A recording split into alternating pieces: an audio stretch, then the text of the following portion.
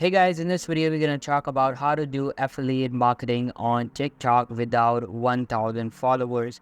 So make sure to watch this video till the end and let's get started. First of all, open up your TikTok application and make sure you are logged in.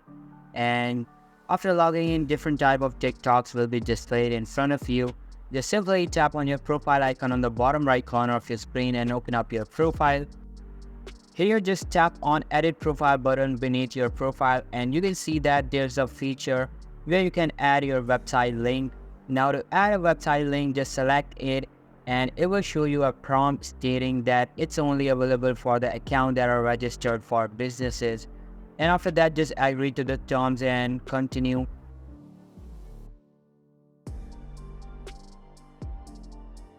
Now you will have to enter the required information correctly along with the proof of your business.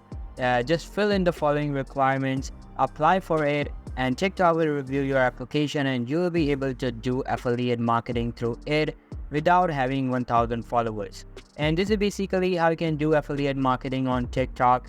So that's all for today's video. Hope you liked the video. I'll be meeting you in the next one. See you soon. Bye.